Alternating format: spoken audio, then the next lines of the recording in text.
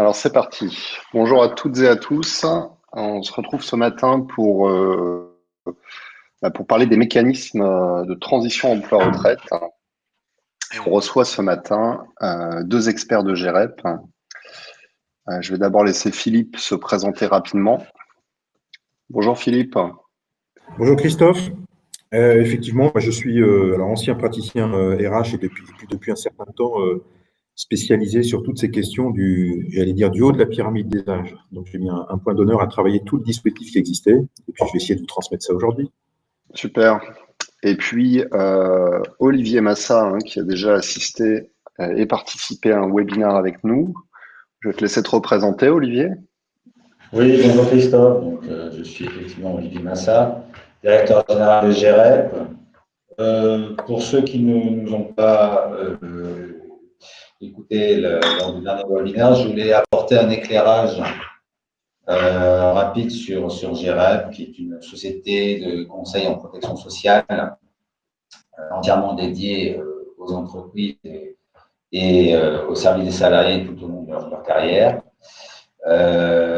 Nous sommes une entreprise indépendante créée depuis 1989 et GEREP compte aujourd'hui plus de 80 collaborateurs qui s'illustrent surtout sur le conseil ressources humaines, protection sociale, retraite et salariale à forte valeur ajoutée. En plus de nos offres, je dirais, protection sociale et retraite, je voulais préciser aussi que nous avons été les précurseurs sur les dispositifs de pré-retraite il y a 10 ans. Nous avons, à ce titre-là, monté des dispositifs sur de très grands groupes du CAC 40. Alors, je suis ravi aujourd'hui de vous avoir parmi nous ce matin, puisque notre objectif est de vous apporter un éclairage sur ces dispositifs de fin de carrière. Pour faire simple, l'équation est la suivante, c'est-à-dire comment j'optimise ma salariale et ma pyramide des âges tout en répondant aux attentes de mes salariés de plus de 68 ans, voire plus. En cette période de crise sanitaire et économique, nous avons la conviction que les dispositifs de transition de retraite peuvent faire converger à la fois les objectifs stratégiques de l'entreprise avec les attentes individuelles d'une certaine catégorie de salariés.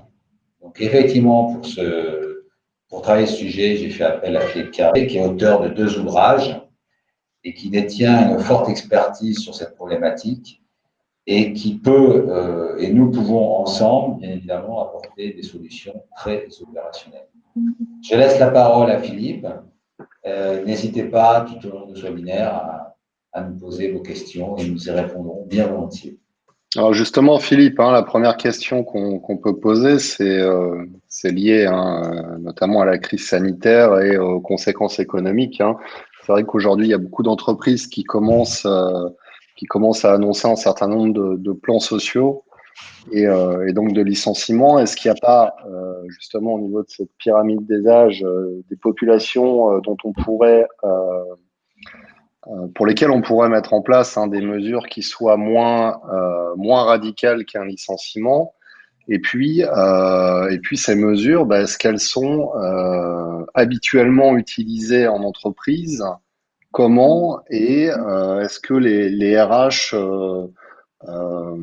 ont toute l'expertise nécessaire en interne pour pouvoir les appliquer? Et est-ce que ils ont également, je dirais, le discours pour pouvoir les présenter à leurs collaborateurs?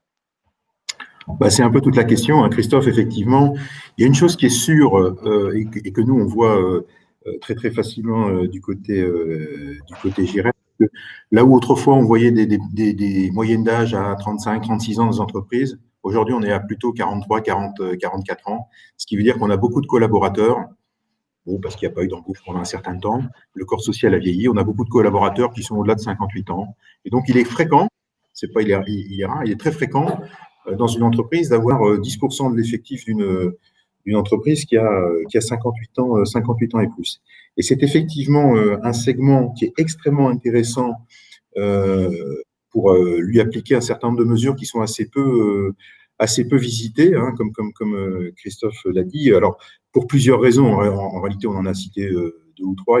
La première, c'est que c'est jamais tout à fait complètement neutre ni facile donc d'abord facile. C'est jamais facile pour aborder cette question entre finalement l'entreprise et le salarié. Pour parler un peu directement, le salarié n'a pas forcément envie de dévoiler toutes ses intentions. Et puis, de l'autre côté, le RH, le DRH, peut toujours se dire que le salarié n'attend qu'une chose, c'est qu'un chèque ou une rupture. Et donc, finalement, c'est un discours qui est assez délicat à manier dès lors qu'il n'est pas préparé. Quand est-ce que tu prévois de partir en retraite? Tu verras bien. Donc, là, c'est le blocage absolu auquel il faut éviter. Le deuxième sujet qui fait que c'est compliqué, c'est que c'est un sujet dans lequel on voit une succession de réformes et de points qui bougent sans arrêt, donc c'est difficile à suivre. Donc une question quand même assez technique, assez compliquée à la fois de la part des praticiens RH que vous êtes et puis des salariés. Donc ça, c'est des points évidents qui sont la technicité est un point compliqué. Et puis on a d'autres points aussi. On sort d'une période où finalement on disait on ne peut pas faire des mesures que pour les seniors. Et donc finalement, c'est cette succession d'éléments qui font que on est un peu dans j'ai souvent tendance à dire qu'on est un peu dans une situation de tabou, on n'en parle pas. Et alors, comme Christophe l'a évoqué, il y a un point très favorable finalement, si on peut le dire, malheureusement, c'est cette présence de la crise sanitaire, fait que de nombreux salariés, voilà, 58, 59 ans et au-delà, j'allais dire dans l'intimité de leur cerveau, se pose beaucoup plus qu'avant la question du passage à la retraite. Et donc là, on était dans une zone grise, difficile à aller investiguer. Eh bien, on est à présent dans quelque chose de beaucoup plus ouvert. Voilà, si on peut déjà vous transmettre ce premier message-là, c'est qu'il ne faut plus ou beaucoup moins hésiter à évoquer le sujet, parce qu'on a des salariés de plus en plus qui sont demandeurs de solutions d'accompagnement, finalement, pour le Français reste attaché à un départ tôt en retraite, et c'est encore d'autant plus vrai aujourd'hui, Christophe. Alors, quels sont les dispositifs qui, effectivement, peuvent répondre à cette problématique de départ? Bon, en fait, il y a un véritable florilège. Il y en a un certain nombre. On a essayé je dirais, de les retracer un petit peu de façon logique. Tout n'y est pas, mais bon, il faudrait plusieurs pages. Mais ce qui est intéressant sur cette présentation, le slide, là, finalement, c'est le bandeau presque intermédiaire. Là. Et quelque part, on peut vous encourager à essayer de positionner votre population sur ce segment-là. Alors, il y a tout ce qui est avant 60 ans. Bon, on va dire 60 ans, on le connaît. Donc, oui, il y a des possibilités de départ ou de transition ou de réduction d'activité avant 60 ans. On va les regarder. Entre 60 et 62, ma foi, normalement, je dois partir à 62, mais peut-être que je peux partir à 60 ans. Et puis, à un moment donné, si mon âge d'ouverture des droits, normalement, c'est 62 ans, eh bien, je vais atteindre mon taux plein, c'est-à-dire tous mes trimestres à un certain âge, c'est peut-être 62 ans, c'est peut-être au-delà. Et puis, il y a encore une zone après, qui est après le taux plein. Juste de rappel, Christophe, c'est qu'en matière de retraite, comme je le dis souvent, c'est un peu comme quand on fait ses courses le samedi matin. Si on arrive avant l'ouverture du magasin, eh bien, on ne peut pas rentrer. C'est l'ouverture des droits. En règle générale, à part carrière longue, c'est 62 ans. C'est un peu ce qu'on retient. Et puis, une fois qu'on est rentré dans le magasin à 62 ans, parce qu'on ne peut pas y rentrer avant, eh bien, l'idéal est de faire le tour des rayons, d'avoir tous ces trimestres dans le caddie, de telle sorte qu'on puisse repasser à la caisse avec le taux plein. On peut toujours repasser à la caisse sans taux plein, mais ce n'est pas le but qu'on cherche. Donc voilà, les deux choses qu'il faut retenir en matière de retraite et qui permettent un petit peu de mettre ces balises ici, c'est ça, c'est l'âge d'ouverture des droits et puis le taux plein. Alors quand même, avant 60 ans, qu'est-ce qu'on retrouve? C'est là où je vous disais que c'est intéressant d'essayer de positionner, c'est déjà un bon exercice, votre population par rapport à ce thème-là de mesure. Tout ce qui est amiante, on a l'impression que c'est anecdotique. En réalité, ça ne l'est pas du tout. Il vous suffit que l'un de vos salariés ait travaillé quelques années dans un site qui sont répertoriés sur une liste nationale dans l'amiante, eh bien, il pourra partir à 60 ans, moins un tiers de sa durée d'appartenance à l'effectif au moment où il est dans cette entreprise amiante. Donc, si j'ai travaillé 9 ans dans un port autonome, ils sont tous amiante, je pourrais partir à 60 ans, moins un tiers de 9 ans, donc finalement à 55 ans, je peux partir. Handicap, on peut avoir des départs à compter de 55 ans, en fonction de la durée dans laquelle on a déclaré handicap. C'est assez facile à pister, à partir de vos déclarations à GFIP, vous pouvez retrouver pas mal d'informations qui permettent de creuser. carrière longue, la plupart des praticiens connaissent. Hein, c'est eux plus souvent un départ à 60 ans. Il y a encore quelques cas de départ avant, mais bon an, mal an, c'est 60 ans. La seule spécificité qu'il faut connaître sur carrière longue, c'est que pour partir à 60 ans, il faut avoir totalisé le nombre de trimestres requis, mais il faut que ce soit des trimestres réellement cotisés par soi-même, hein, et non pas validés par l'assurance chômage, validés par la maladie. Donc c'est vraiment quelque chose. On salue une carrière longue, de travail. Voilà. Donc c'est vraiment mes trimestres à moi, acquis en fonction de ma fiche de paye, qui me permettent de partir. L'après-retraite, Olivier Massal l'a resitué tout à l'heure, c'est effectivement un dispositif qui permet de partir aussi. Pour le coup, c'est un dispositif qui existe de façon réglementaire, mais qui est fortement alimenté par l'entreprise, mais qui permet de partir très tôt. Donc, c'est des systèmes qui sont aujourd'hui à nouveau à l'étude parce que ça permet assez facilement d'avoir une acceptation sociale forte et d'avoir des départs. Pénibilité, c'est quoi? Sur ce point-là, Philippe, je voulais juste apporter un complément d'information sur la pré-retraite et la retraite progressive. Pourquoi elle a été ces dernières années moins utilisée? C'est pour des raisons de taxation assez fortes.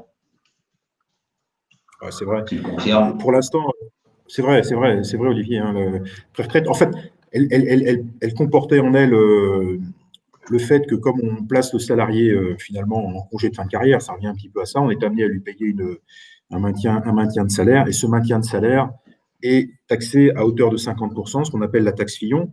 Mais bon an, mal an, ça ressemble à peu près aux charges sociales employeurs. Donc bon, c'était cher dans l'esprit, dans le discours. En réalité, la question que ont les entreprises, c'est est-ce que finalement, quel est l'avantage que j'ai à placer les salariés en pré-retraite, donc à constater des départs?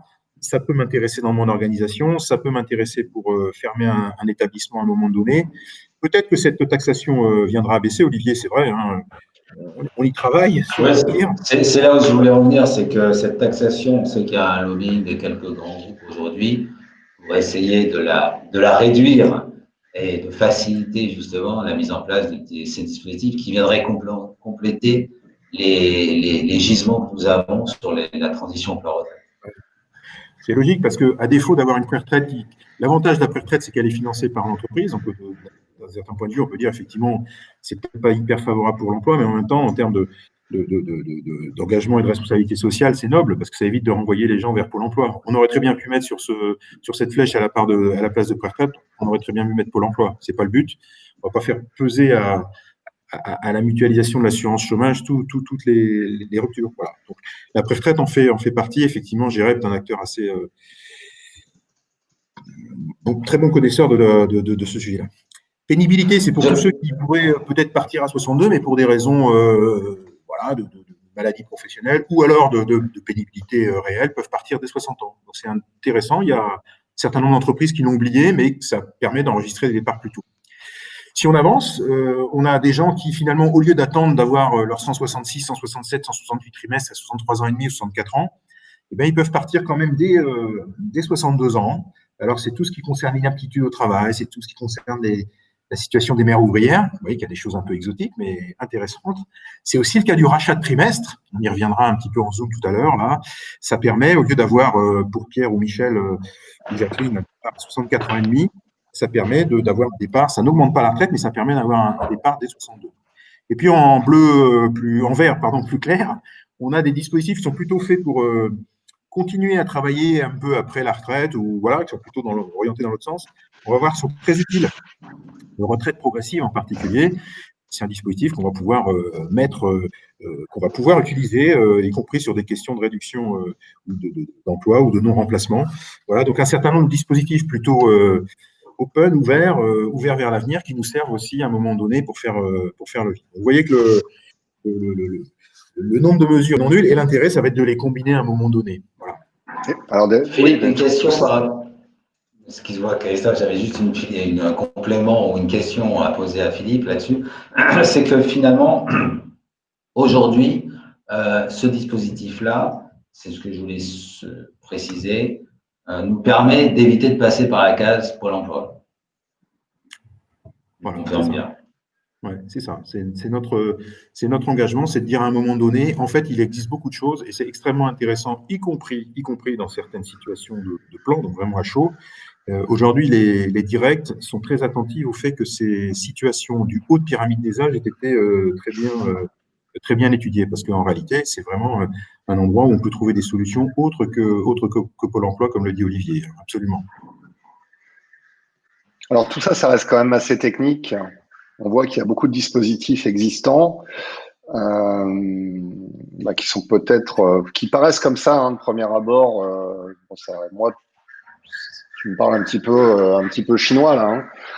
Quand tu regardes ça de loin ou que t'as pas l'habitude des dispositifs, je pense que ce qui peut être intéressant, c'est que tu nous montres un cas concret, un exemple, et que tu expliques comment finalement l'entreprise peut réussir à mettre en place une communication efficace et à booster ces dispositifs. Alors soit pour éviter des licenciements, éviter d'avoir recours, comme tu le dis, à Pôle emploi. Et ce qu'il faut noter aussi dans la démarche, c'est que psychologiquement, je pense que pour le salarié, c'est plus intéressant de rentrer dans une démarche de pré-retraite, etc., que de se retrouver à Pôle emploi à 61 ans. Il y a aussi un effet psychologique qui est très fort pour le collaborateur. Ça, c'est très, très vrai. Terminer sa carrière par le chômage, c'est assez dramatique. Même si les gens ne le disent pas, c'est une solution qui est quand même pas terrible après une certaine durée dans l'entreprise. Donc ça, c'est un point très, très fort. C'est vrai que la rupture, OK, il y a les questions d'indemnisation, mais terminer par le chômage.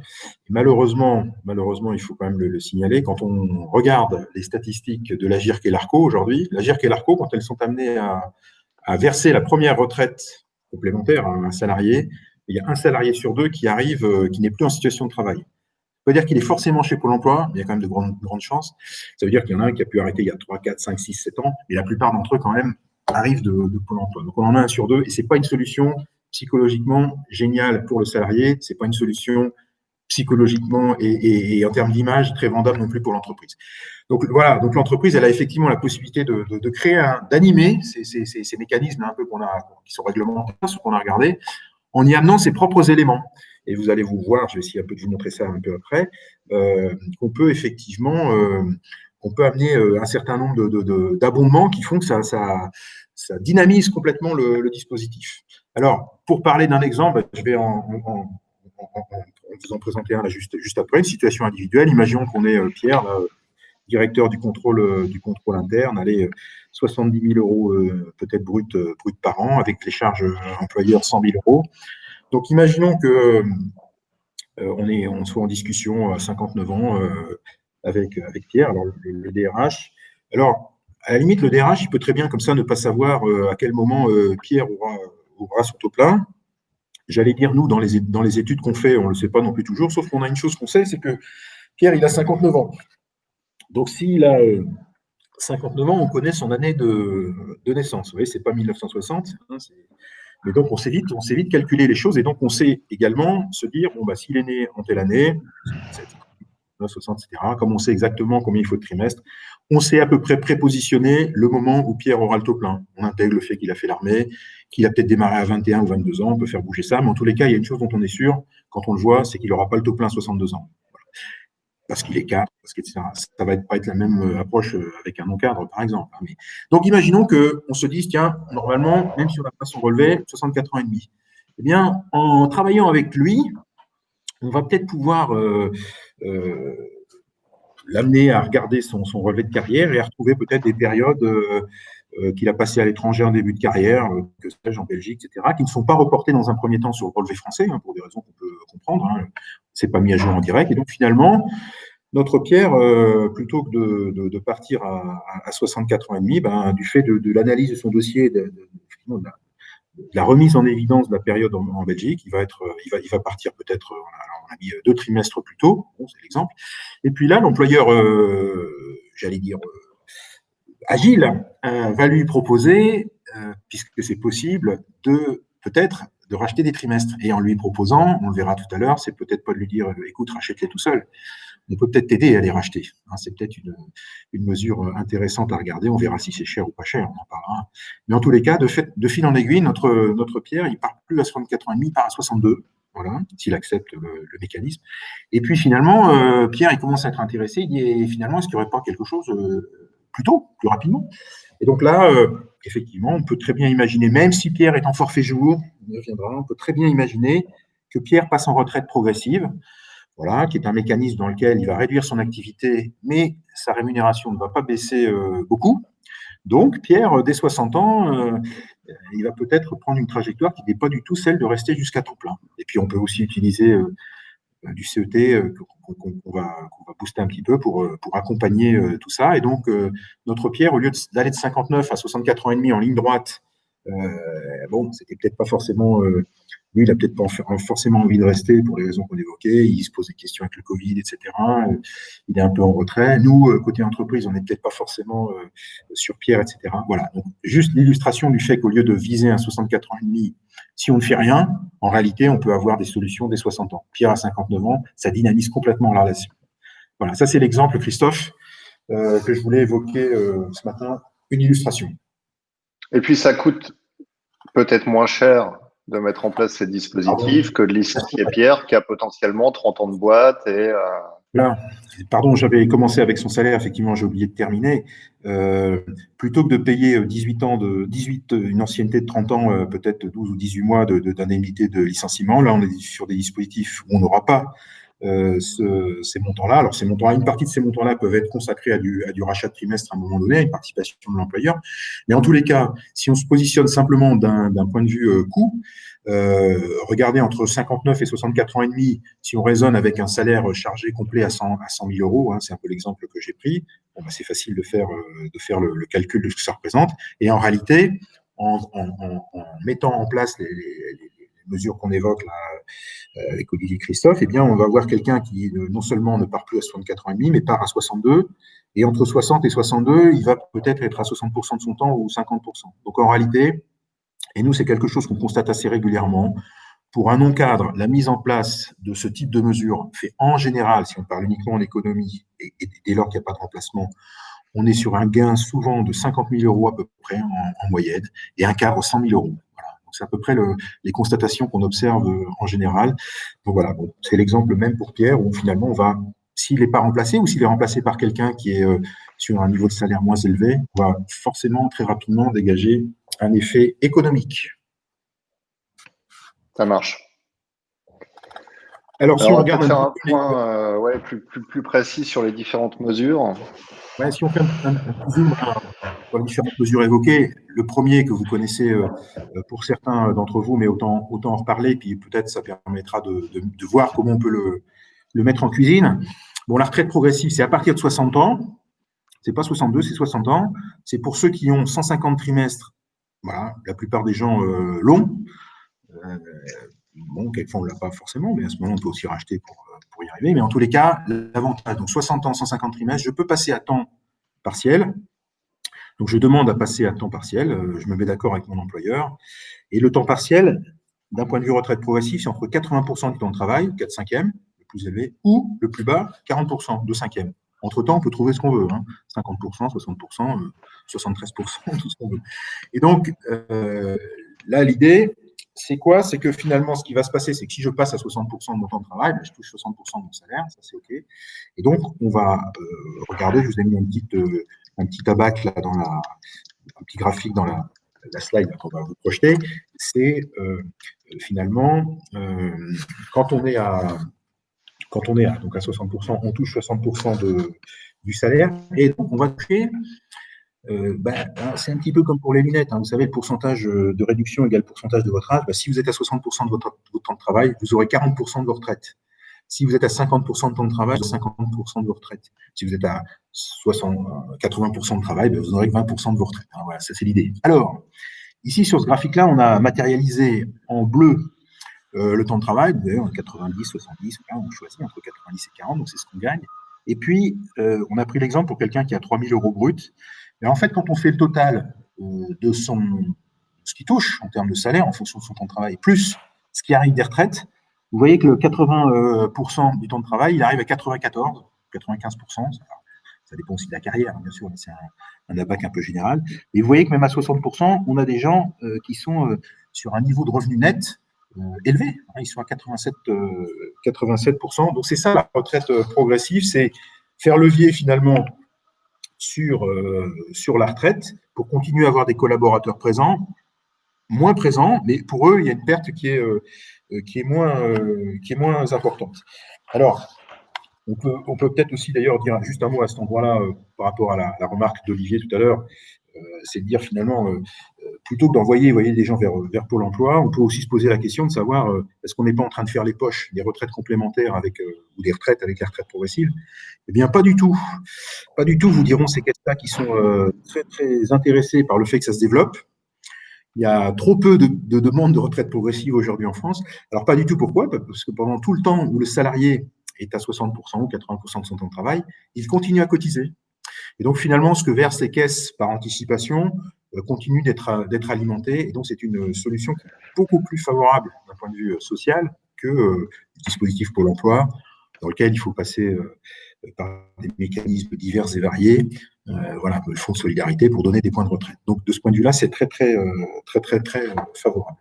Et alors, dans la diapositive suivante, on a matérialisé l'idée suivante, c'est que alors, non, pardon, c'était peut-être juste avant. Alors, je vous la présenterai peut-être un petit peu. L'idée, c'est quoi? C'était de dire, si j'ai à 60% de mon temps de travail, j'ai 85% de mon net, ben, je suis pas tout à fait à 100%. On est d'accord. Et donc, comment je fais pour financer les études de ma fille, l'appartement à Nantes, que sais-je, etc. Eh bien, on le verra un peu après.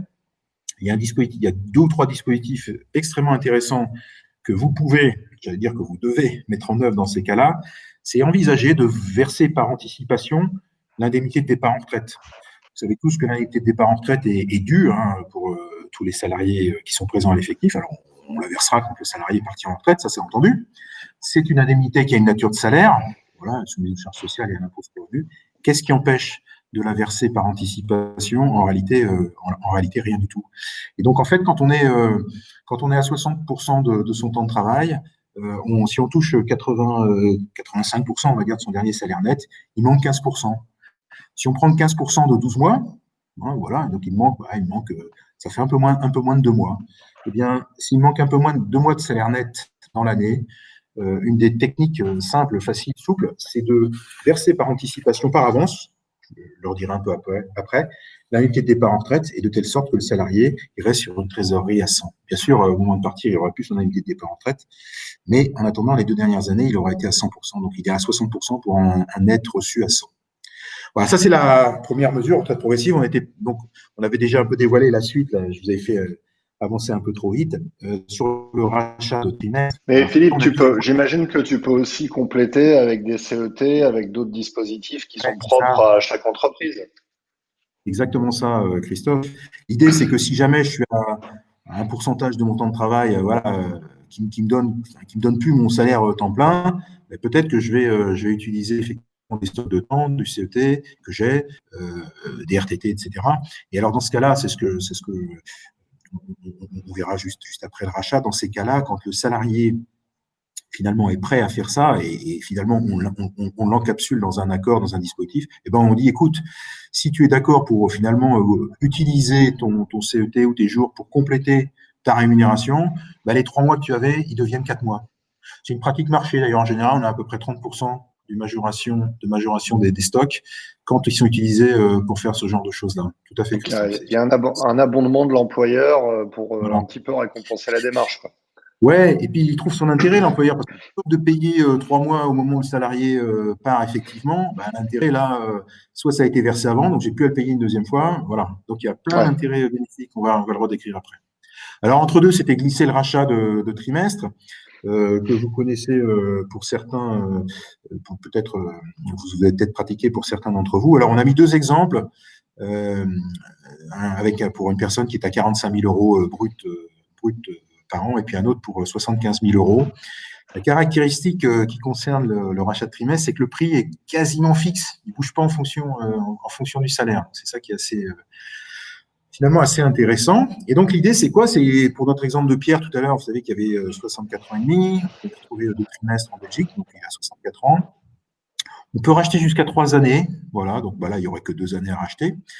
Et finalement, si on prend l'exemple donc de Pierre, il était plutôt sur la ligne en dessous, là, 70 000 euros.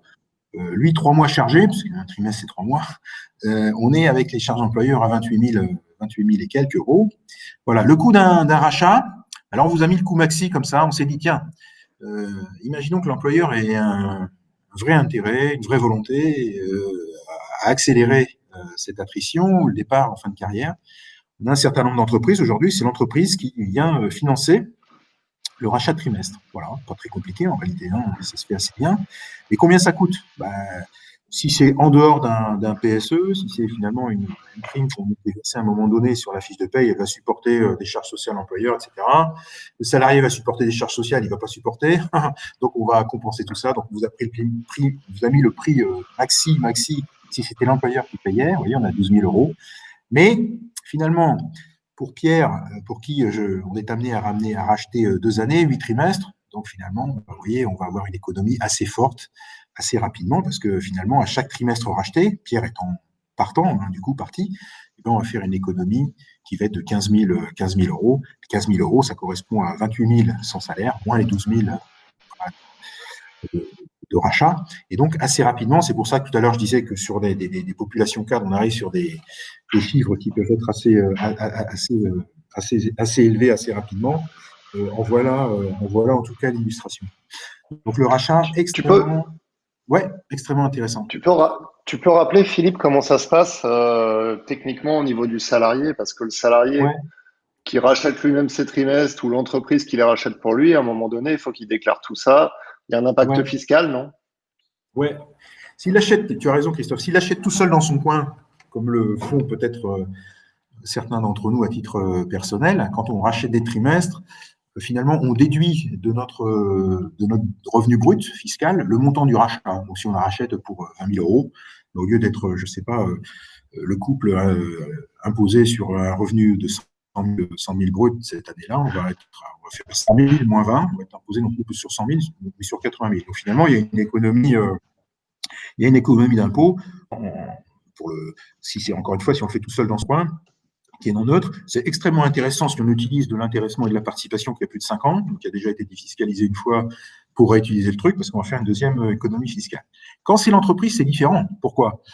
Mais parce que, alors, dans la plupart des cas, si on est hors plan, hors PSE, hors plan, finalement, c'est à un moment donné, parce qu'il y a un accord de transition emploi-retraite qui est mis en place dans l'entreprise, on est amené pour Pierre, Paul, Jacques, Martine, Jacqueline, à se dire que le rachat est intéressant. Et donc là, effectivement, ça va se passer sous forme d'une prime.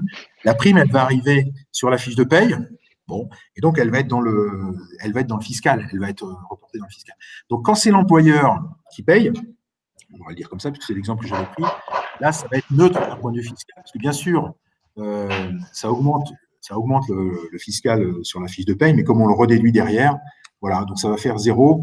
C'est plus avantageux quand c'est l'entreprise, pour le salarié, c'est plus avantageux quand c'est l'entreprise qui paye, parce que finalement, il n'a aucun décaissement à faire. Donc, once again, si c'est moi tout seul dans mon coin, j'ai un avantage fiscal parce que c'est mon argent, etc. Si c'est l'entreprise qui paye, c'est neutre. Mais moi, j'ai l'avantage, c'est qu'au lieu de partir à 104,5, je pars à 62, sans supporter de surplus fiscal. Si c'est dans le cadre d'un plan, alors là, c'est juste pas mal, parce que l'indemnité en tant que telle, que je vais toucher à un moment donné, elle est défiscalisée, désocialisée, et effectivement, si je m'en sers pour acheter, bon, voilà, on revient au premier cas. Voilà. Ouais. Donc il y a Marion qui demande si le coût par trimestre est le même, le coût par trimestre là, que tu disais maximum, là, dans l'exemple, c'est le même pour toutes les entreprises, en fait. Il n'y a pas de variation en fonction de secteur d'activité ou autre. C'est une bonne question. En fait, bon, et après, il y a des petits trucs un peu techniques dans le rachat. On a dit tout à l'heure que la retraite, ça restait quand même un sujet technique, et j'en conviens. Hein. Moi, je nage dedans, là, chez GREB, tous les jours là-dedans. Bon, ok, ça va. Mais il y a deux choses sur le rachat de trimestre que vous avez peut-être vu. C'est que déjà, il y a 2 barèmes. Bon, il y a un au trimestre qui a 4 000 euros et l'autre, il a 6 000 euros. Quand on le rachète, je dirais, comme ça, prix catalogue, sur le prix de la. Voilà. Mais alors, pourquoi il y a 2 barèmes? Parce qu'il y a le premier rachat, le premier barème permet de corriger une partie de la formule de la retraite, et puis le deuxième barème corrige, comme je dis, les deux formules de la retraite. Je ne vais pas revenir sur les détails là, mais en tous les cas, le prix est le même pour toutes les entreprises. Et en fait, il dépend de l'âge. Plus on est jeune, moins c'est cher. En même temps, on ne va pas racheter des trimestres à 45 ans. On ne sait pas ce que sera la retraite dans 25 ans. Et puis, par contre, quand on a 58, 59, 60, c'est plus cher, forcément, parce que c'est l'argent qu'on met dedans, c'est l'argent que la retraite va nous reverser à un moment donné. Mais oui, le prix est le même pour toutes les entreprises. Ouais. Ça marche. Il varie peu selon le salaire des gens. Donc, ouais. Alors là, on revient au point que tu évoquais, là, Christophe, tout à l'heure, c'est qu'effectivement, ici ou là, les salariés peuvent avoir des stocks, alors des stocks de temps, des indemnités de fin de carrière, et également, on peut l'utiliser intelligemment et le transformer. La première chose qu'on peut faire, donc le premier pavé en orange, là, il doit ressortir en orange, là en haut à gauche, c'est finalement, c'est si le salarié accepte de placer ses jours de RTT juste avant son départ au plus tôt. Alors, je vais vous dire pourquoi je dis départ au plus tôt. Eh bien, c'est un peu ce qu'on disait tout à l'heure. Finalement, il a 3 mois, au lieu de partir au 1er janvier de cette année où il avait dit tiens, je partirai en retraite au 1er janvier et puis vous me paierez mes jours de RTT. S'il accepte de les prendre 3 mois avant, donc le 1er octobre, si je calcule bien, octobre, novembre, décembre, à ce moment-là, on lui dit écoute, ok, donc finalement, tu arrêtes physiquement, ce qui est intéressant en termes d'organisation, au 1er octobre. Et donc, dans ce cas-là, on te rajoute un mois. Donc, tu pars non plus au 1er octobre, mais au 1er septembre. Donc, ça, c'est un point. Ça, c'est le premier point, c'est la partie utilisation du temps avant le départ. Je dis souvent, la pratique, c'est d'observer une augmentation de 30% du truc. En vert en dessous, c'est ça, c'est de dire finalement, on peut aussi transformer ce stock temps, ces CET, ou l'indemnité par en retraite elle-même, on peut la transformer en temps. Et on dit, si tu acceptes de partir, de transformer ton indemnité de départ en retraite avant ton départ en retraite, pareil, on l'augmente. Alors, pourquoi je disais tout à l'heure partir au plus tôt? Ça va me permettre de parler d'un autre point. C'est que finalement, comme le salarié, il est libre du moment du choix du départ, comme je dis souvent, après 60 ans, on devient tous des salariés protégés. Parce qu'entre 60 et 65 ans, on ne peut pas du tout nous mettre à la retraite. Entre 65 ans et 70 ans, on peut, mais encore faut-il que l'employeur nous écrive, qu'on lui dise qu'on est d'accord, sinon il ne peut pas. Donc, grosso modo, il ne peut pas. Et qu'après 70 ans, on peut être mis à la retraite.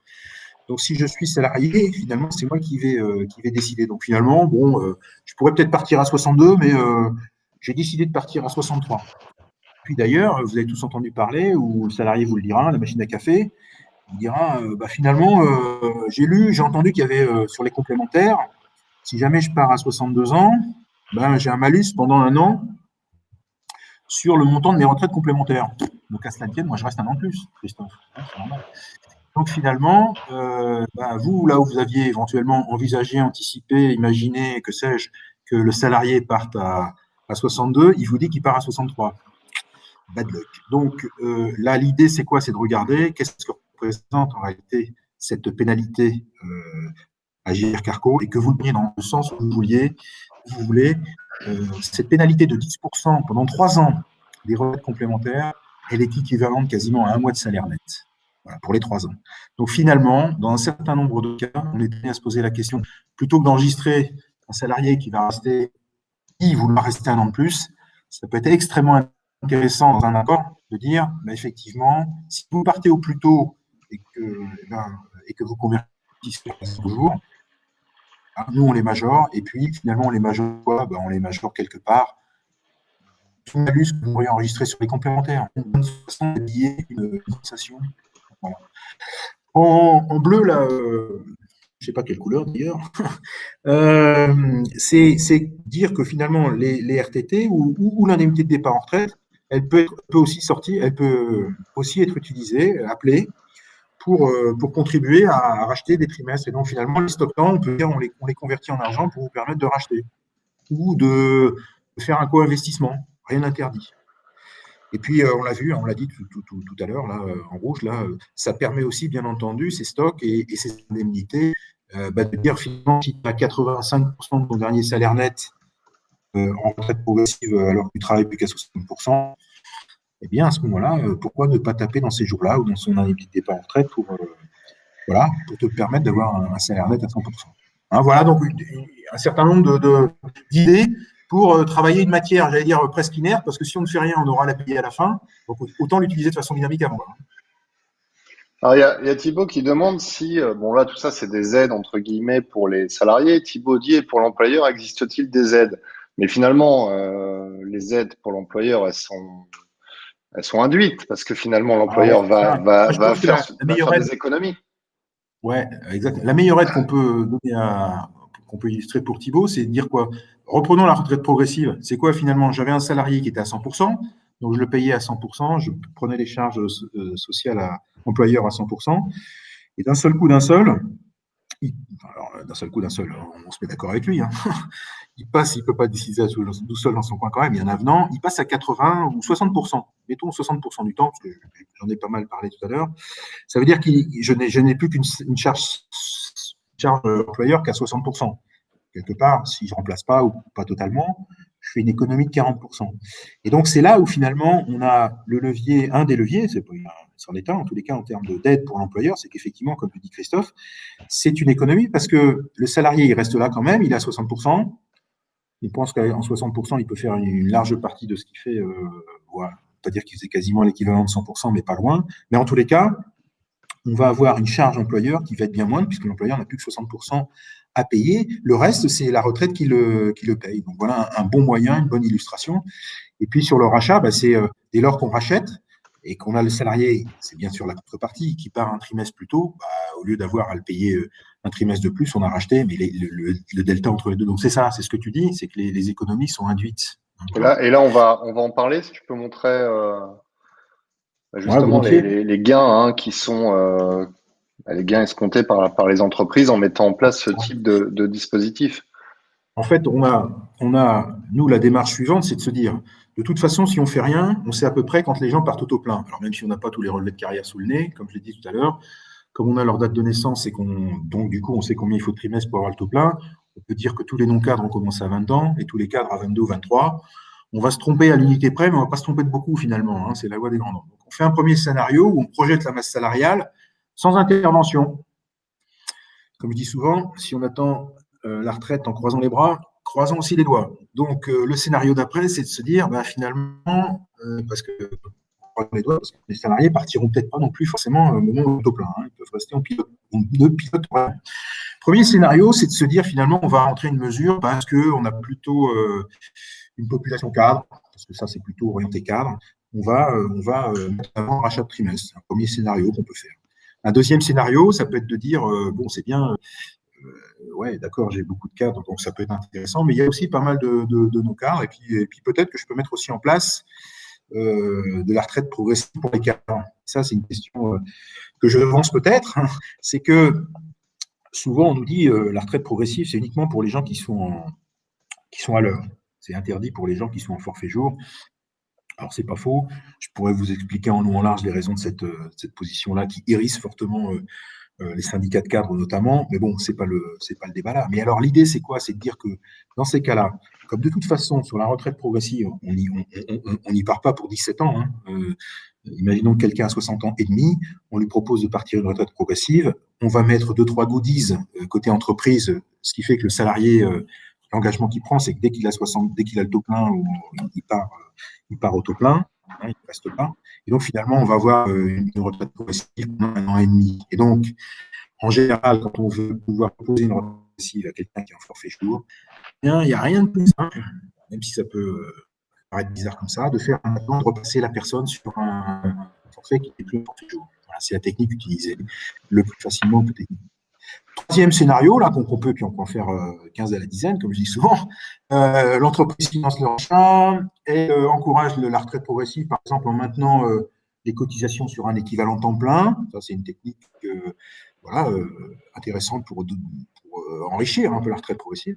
Et puis elle propose peut-être, parce qu'elle s'aperçoit que du coup, elle peut faire, en termes de masse salariale, des économies assez fortes, elle propose dès 59 ans, un temps partiel à 80%, finalement, elle dit je ferai 80%, payer 90%, et elle trouve le delta sur les économies qu'elle fait avec la retraite progressive. Et donc, quand on modélise tout ça, on l'a fait pour une entreprise. Dernièrement, il y avait 140 personnes qui avaient. Attends, je te coupe, Philippe. Il y a Evelyne qui n'a pas compris comment on faisait pour contourner le forfait jour. Moi, de ce que j'en ai compris, c'est que tout simplement, on le transforme temporairement, le contrat du Voilà. collaborateur, et on le passe en heure. C'est classique. On peut très bien, alors, on peut très bien ne rien faire et essayer de passer sous les radars. Ça marche pas tout le temps. Et puis, on a, dans les entreprises, les normes qu'on a aujourd'hui, on n'aime pas être hors normes. Ça paraît un peu clair. Donc, effectivement, Christophe, c'est ce que tu dis. Pour rester dans les clous, si on nous oblige à dire, bah, voilà, c'est pas possible pour les gens qui sont forfait jour, ben, à ce moment-là, pendant un an et demi, puisque de toute façon, il faut passer par un avenant quand on réduit le temps de travail. Hein. J'étais à temps plein, je repasse à 80%, eh bien, à ce moment-là, tu n'es plus en forfait jour, tu passes sur un forfait heure. Je sais bien que ça peut paraître choquant, mais encore une fois, c'est pas long. Ça se discute très, très bien avec les partenaires sociaux qui comprennent bien. Le premier qui fera le mariole, si je puis dire, il va être sanctionné par le corps social très rapidement, donc ça marche très, très bien. Petite précision que je vous donne également, là, vous avez peut-être rencontré, que j'avais oublié de vous dire. Imaginons quelqu'un qui est aujourd'hui à 80%, qui a 59 ans, etc., ou 60%, qui est déjà finalement à temps partiel. Et puis, bien cette personne-là qui est déjà à temps partiel, arrivée à 60 ans, elle n'a rien à vous demander, elle peut très bien appeler directement la CNAV, le 3960, en disant, voilà, moi je suis à temps partiel, 80%, donnez-moi ma retraite progressive tout de suite. Et elle va toucher 20% de sa retraite sans rien demander à son employeur. Donc, c'est un super moyen d'auto-augmenter, mais très, très, très, très, très fortement les salariés qui sont à temps partiel aujourd'hui et qui atteignent 60 ans. Donc, quand vous faites ça, vous faites des heureux dans l'entreprise sans qu'on s'en rende compte, sans que personne n'y avait pensé. Donc, voilà un moyen d'économie, on en parlait tout à l'heure pour Thibaut, c'est de dire, ben voilà, on avait, un moyen d'économie, en tous les cas, c'est une augmentation qu'on n'a pas à faire et qui est substantielle, hein, parce que dans la nuit de l'anniversaire des 59 ans ou 60 ans, d'un seul coup, le salarié qui était à 80%, voilà, historiquement, ben, il prend 20% de ses retraites. Pas mal, hein. Voilà, donc ça c'est un petit peu la réponse à tes questions, là, Christophe. Et puis donc, effectivement, voilà, pour matérialiser un petit peu, on a fait sur une entreprise qui avait 140 personnes voilà, dans laquelle il y a 140 qui ont 59 ans et plus. Alors des fois c'est moins, hein, ça Philippe, s'applique. excuse-moi, c'est intéressant. Je voulais qu'on s'arrête 5 minutes sur ce schéma-là. L'objectif et la promesse, évidemment, c'est de pouvoir matérialiser en euros, en millions d'euros, le coût et l'exploitation de ces gisements qui existent. Et on s'aperçoit qu'effectivement, quand on les met en place, en comparaison d'un maintien des salariés jusqu'à l'âge de son départ à la retraite, comme tu le disais Philippe, on a des leviers financiers qui sont assez forts. Ouais, tu vas présenter. C'est ça. Donc, l'idée, c'est de projeter une masse salariale si on ne fait rien, hein, voilà, sans intervention. C'est un peu le scénario de référence. Et puis après, c'est de faire cette même projection en se disant qu'on met telle ou telle mesure en place, selon les caractéristiques de la population que nous, on connaît bien, mais que forcément, vous connaissez également. Est-ce qu'on est effectivement plutôt cas? Est-ce qu'on est plutôt sur un public masculin, féminin? Il y a 2-3 paramètres qui jouent. Donc, vous voyez, sur une entreprise, une masse salariale de 140 personnes qui ont 59 ans et plus, comme le dit Olivier, si ma foi, on n'intervient pas, on est sûr qu'on aura une masse salariale qui est un peu plus de 12 millions d'euros. Voilà. Et j'en suis certain. Hein.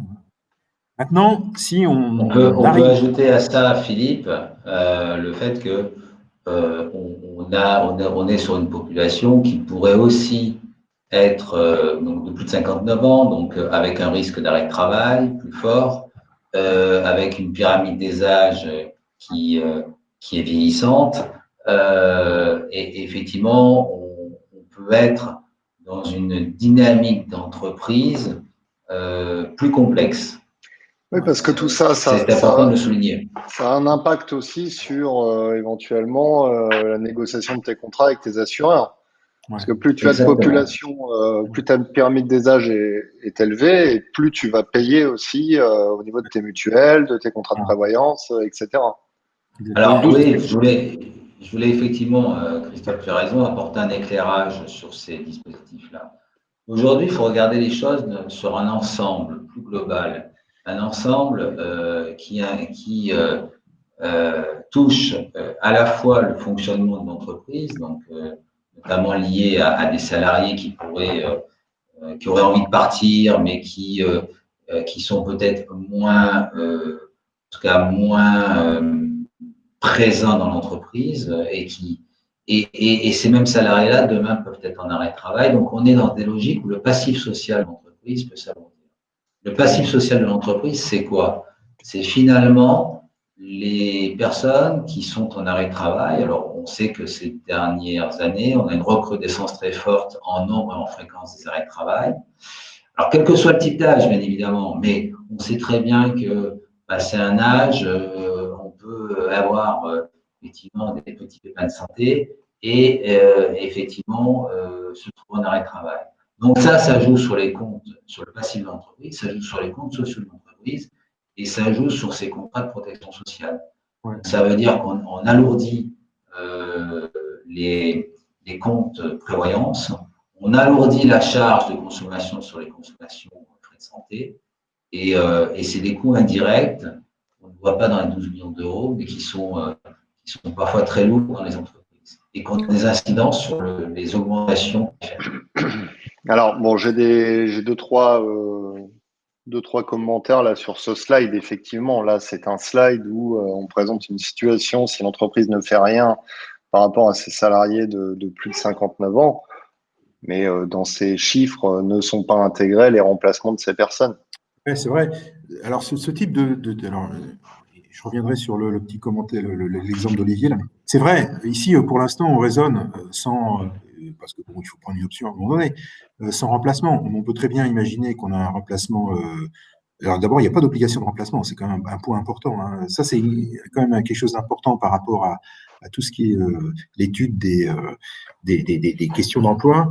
Il faut se rappeler que si on est patron d'une PME et qu'on a 3 salariés qui partent en retraite, on n'est pas obligé de les remplacer, hein, ce qui est pas toujours le cas dans d'autres mécanismes. Bon. Mais maintenant, on peut très bien dire que ces mécanismes là, et aujourd'hui, on a regardé plutôt ces mécanismes de transition emploi-retraite, finalement, sous l'aune, plutôt une question de masse salariale ou d'économie masse salariale d'emploi. Et c'est évident qu'on peut très bien plutôt utiliser ce type de mécanisme pour accélérer un succession planning, pour accélérer un renouvellement des compétences. Donc, tel que c'est là, c'est vrai, mais on ne peut pas illustrer en une seule séance. Oui, mais malgré tout, dans tous les cas, qu'il y ait remplacement ou pas, entre ne rien faire et le scénario 3, il y a 4 millions d'euros qui sont gagnés. Donc, ces 4 millions d'euros, soit l'entreprise les réinvestit dans un plan de succession, de remplacement, etc. Donc, de toute façon, dans tous les cas, c'est bénéfique. Qu'il y ait remplacement ou pas du salarié, il y a un gain. Alors, de toute façon, oui, c'est bénéfique parce qu'on dégage un gain qui peut être réutilisé. Donc, même si on raisonne à ISO derrière, on peut dégager, on peut réutiliser ces économies-là sous une forme différente. Et deuxième sujet important aussi, c'est qu'encore une fois, on répond à un moment donné on répond à une demande du salarié, d'accord, et à un objectif stratégique de l'entreprise. Donc, on n'est pas là non plus à faire que de l'optimisation de coûts, mais aussi à faire converger une demande et un choix stratégique de l'entreprise. Ouais, c'est vraiment multifacteur, hein. C'est vrai, c'est clair. Hein. C'est socialement toujours très bien accepté parce que chaque personne a sa vérité. Et globalement, on n'a pas qu'une seule dimension qui mobilise. Bon, voilà. Là, on avait privilégié un petit peu cette option-là, bon, pour l'illustrer. Alors peut-être la dernière chose, comment on s'y prend un petit peu quand on fait ce type de projet. Et voilà. Et puis la première chose qui est importante, c'est de finalement de designer un petit peu les mesures. Donc, comment on fait? Nous, on a des outils qui nous permettent assez rapidement, en soumettant un effectif, quel qu'il soit, on n'a pas besoin des matricules, il suffit de quelques données, date de naissance, salaire. Le sexe, c'est important parce que s'il y a des enfants, les mamans, il y a des majorations, donc on sait que s'il y a 2 enfants, un enfant à 62 ans, elles auront le top 1, donc c'est pas des choses tout à fait neutres. Voilà, on a besoin de 4-5 données, pas énormément. Après, on prend des options, on dit, les non-cadres, on démarre à 20 ans et les cadres à 22 ou à 23, on peut changer. Voilà, et en fonction de ce qu'on voit, notre expérience, de ce que vous nous dites aussi, de vos objectifs, eh bien, on est déjà capable assez rapidement de sélectionner les mesures qui sont les plus adaptées dans votre contexte et de les calibrer. Calibrer, ça veut dire est-ce qu'on met une majoration de d'un mois et demi, voilà. Hein, ça, c'est sélection et calibrage. Deuxième, une fois que ça c'est comment calé, il y a une phase de discussion qui rentre, qui se fait avec les partenaires sociaux. Alors, ça peut très bien rentrer par différentes portes. Hein, ça peut être, bien sûr, ça peut être dans le cadre d'un plan, un PSE, ça arrive, hein, c'est clair. Je vous dis encore une fois, les directs apprécient beaucoup aujourd'hui. Ça peut être bien également dans un accord spécifique hein, sur voilà, la question des âges, un accord de transition emploi-retraite. Ça peut être dans un accord de GPEC, un volet renouvelé que vous revoyez, etc. Vous intégrez des mesures. Et puis, on a de plus en plus de gens qui l'intègrent dans la NAO, puisque finalement, comme on n'a pas grand-chose à distribuer à beaucoup, on va se dire que cette année, on met la base sur peut-être les gens qui ont 57-58. Et donc, on va mettre une mesure particulière sur du rachat ou sur un complément de cotisation sur un équivalent temps plein. Extrêmement bien vécu, assez facile à mettre en place. S'il y a un désaccord, vous connaissez la suite, on peut même le mettre en place. Donc ensuite, on ensemble les salariés de façon collective, c'est un peu une heure et demie de réunion, la retraite, ça bouge tout le temps, faire un point, et puis à cette occasion, on essaiera de vous montrer ce qu'on peut vous proposer dans l'entreprise. Une animation simple. Et puis à partir de là, les salariés qui le souhaitent, ils sentent qu'il peut y avoir de l'intérêt, comme Christophe au début, il y a le Covid qui les pousse un petit peu, qui les fait changer un peu le mindset. Et on fait une étude individuelle.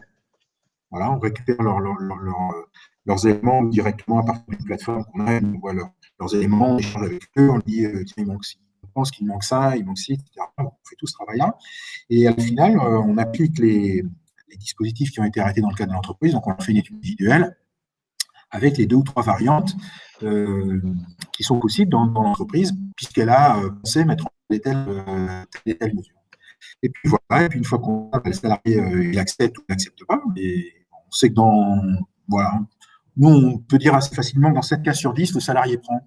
C'est l'avantage de ces mécanismes-là, c'est l'adhésion individuelle. Donc on pousse personne, et ben du coup ça marche bien.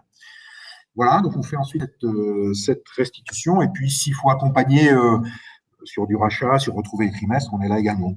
C'est un petit peu les 4 volets. Vous voyez, ça va à la fois du très stratégique entreprise, quels sont les objectifs, qu'est-ce qu'on vise, vraiment jusqu'à l'oméga, la relation individuelle. Voilà, ça c'est notre ADN dans la protection sociale. On sait faire ça grandeur réelle. Donc voilà, c'était pas trop compliqué, pour nous. Voilà un petit peu la façon dont on procède. Ça marche. Est-ce que, bon là on arrive à la fin hein, de ce webinaire. Est-ce qu'Olivier, tu veux apporter un complément? Est-ce que tu veux conclure? Oui, alors pour conclure, moi, ce que je voulais dire, c'est que de manière générale, le moment que nous vivons à cet instant, dans crise sanitaire, crise économique, il est certes complexe, mais il est assez intéressant. Et nous avons la conviction que nous pouvons accompagner les entreprises de toute taille pour commencer à engager des réflexions sur les dispositifs de fin de carrière et les aider à exploiter des gisements qui ne sont pas toujours, des gisements de mesures qui ne sont pas toujours bien exploités. Et pour résumer notre côté pratique, ces 4 étapes très simples, c'est on identifie le contexte social et économique de l'entreprise, on identifie la pyramide des âges, on va voir quelles sont les mesures et les gisements qu'on peut octroyer à cette entreprise-là, on va travailler sur un chiffrage et après on va travailler sur le déploiement opérationnel. Donc c'est assez simple, c'est utile et c'est du gagnant-gagnant, du win-win. Et GREP, avec les experts que nous avons et en compagnie évidemment avec l'accompagnement de Philippe, nous pouvons engager ce type de réflexion. Donc n'hésitez pas à revenir vers nous pour approfondir ces réflexions et le cas échéant, travailler sur des problématiques spécifiques à vos entreprises. Je voulais remercier en tout cas Philippe et Christophe sur cette intervention forte, enrichissante. Eh ben, merci à vous deux. Donc, si vous avez des questions, hein, on n'a pas pris toutes les questions un peu techniques. Hein, vous pouvez directement contacter GREP hein, pour avoir plus d'informations sur ces différents dispositifs. Et puis, vous retrouverez le replay de ce webinar sur MyRHline d'ici demain. Voilà, bah écoutez, Olivier, merci. Philippe, merci. Je vous souhaite une excellente journée et puis je vous dis à bientôt. Merci à vous. Merci. Au revoir. Bonne journée à tous. Au revoir. Au revoir.